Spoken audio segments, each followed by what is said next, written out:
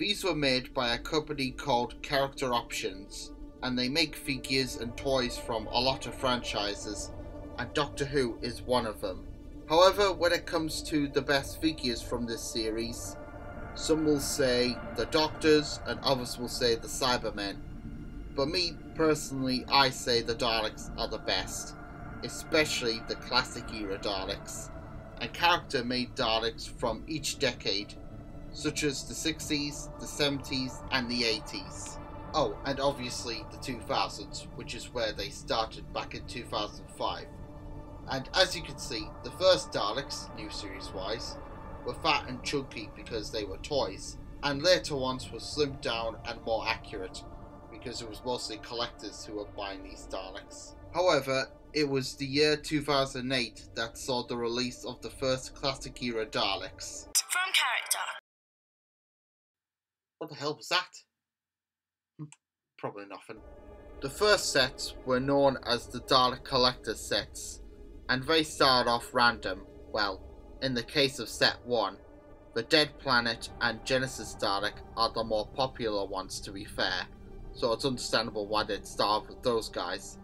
And the Supreme Dalek from Planet of the Daleks, I'm guessing they wanted one that was known but not that well known. And set 2 that came out 1 year later were random. However, these were the only 2 collector's sets to be made, and the rest were either sets based off episodes, twin packs, or sometimes individual. Now when it comes to articulation, do I really need to explain on that? I mean, you guys should know what Dalek articulation is, right? Right? I swear, if there's anyone out there who doesn't know what Dalek articulation is, I will lose all faith in humanity.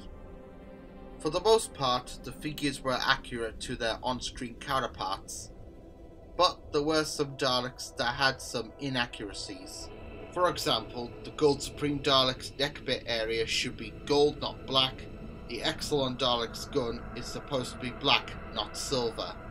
Some Daleks started off inaccurate when first released, but if they were released again, they were remade and this time more accurate. There were a lot of sets made, and there were 2 that are personal favourites of mine, such as the Remembrance of the Dalek set, which on one hand was one of the best because it had Special Weapons Dalek, which was a Dalek that many of us wanted, but it was also one of the worst because it had quality control issues.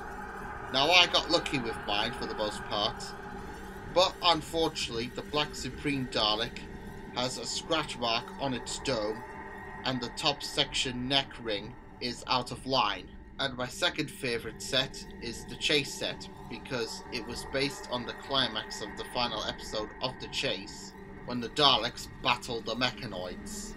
They also made some sound effects Daleks that can talk, and as you can see I have all of Wave 1 except for the new series Dalek. And they made a second wave that had 4 Daleks, but they were mostly just reissues. Well, Special Weapons Dalek was more of a second chance, and the only new Dalek in Wave 2 was the Dalek Guard, which was basically a peer cushion movie Dalek from TV series form. In 2013, the year of the Mallard's 75th anniversary of breaking the world speed record, and also Doctor Who's 50th, in case anyone out there is thinking, what's the Mallard's world speed record got to do with Doctor Who? Character made the Doctor and Dalek 2-packs, which were exclusive to Toys R Us. You may notice that the Doctor figures are absent. Well, I do have the Doctors, however they are currently stored away.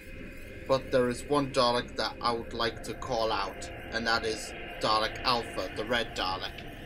Now this version of Dalek Alpha is from the comic book Oblivion and the story Children of the Revolution.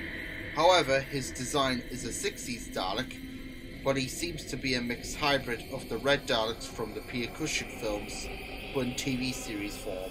And he looks good with the Dalek Guard, and when I have both Daleks together, it feels like these guys were attempts for character to get the movie Daleks into the 5-inch line, since they do not have the license. If the Daleks ever get redesigned in the show, will character options make figures for the 5-inch line? And most importantly, will they ever acquire the license to make sets on the Dalek films? Only time will tell.